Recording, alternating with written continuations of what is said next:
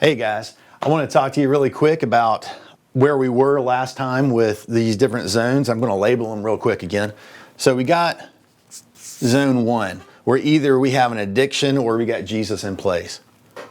Zone 2 is that altar of worship, of actions, of putting certain tangible things in place for either the addiction or Jesus to be in our lives. And then zone 3 is what's happening in our subconscious, what's really coming out. And zone 4 is that perceived wall of separation. Many times, someone who's struggling with addiction will see those two contrasting pages.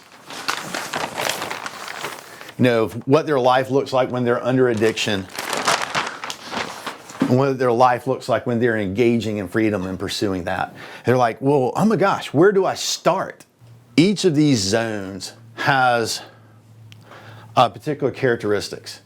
And I want to go ahead and bring out a sweeping view of what's going on in each of these zones. It's really interesting. Right here in zone 1, you got the idol or you got Jesus going on in your life. Right here is really kind of lifestyle choices. Right here has to do with inner healing.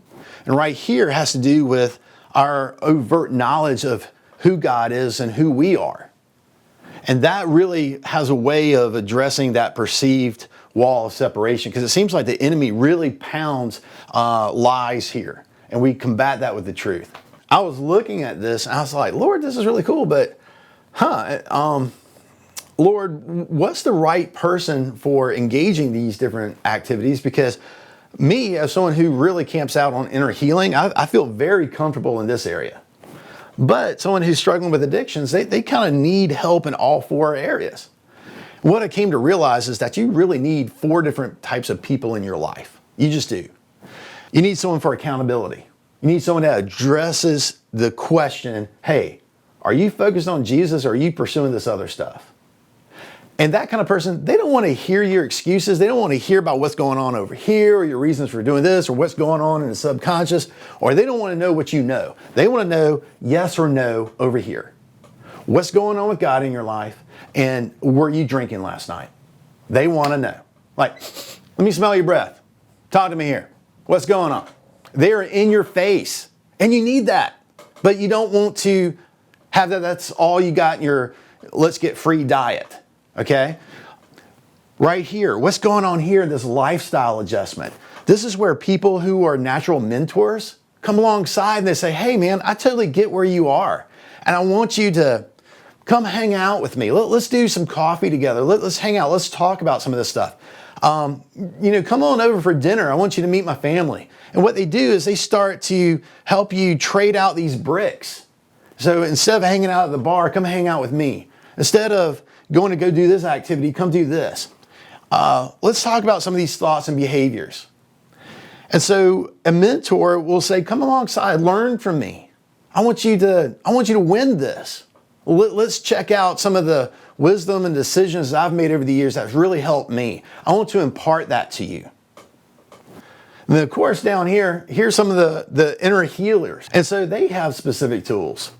So over here in this zone 4, where we either have a perceived wall of separation from sin or from God, what seems to really nip that in the bud is dealing with the devil. He is the accuser. He is the accuser of God, and he's the accuser of the brethren. And how that plays out is the devil will pump you full of lies about who God really is and what his attitude towards you is. He'll also pump you full of lies on who you really are. So there's some identity questions that need to be addressed well. And so who does that? People who teach. They're going to be teaching you on who God really is and who you really are. And they're going to bust out certain tool sets as well. Now, for those of you who are accountability people or mentors or inner healers or teachers, sometimes you got to wear a different hat. It's hard to wear all 4 hats for that one person. If you are, they're probably pulling you down with them and starting to suffocate you, stuff like that. Pull back. You know, if you're someone who camps out in one of these other ones and you're finding that you're having to do a different role, you can be praying for this person. Lord, help John or Susan or Michael or whomever find some of these other people. They need them. So what are the 4 people you need in your life if you're trying to pull away from idolatry and addictions? That's going to be your accountability people.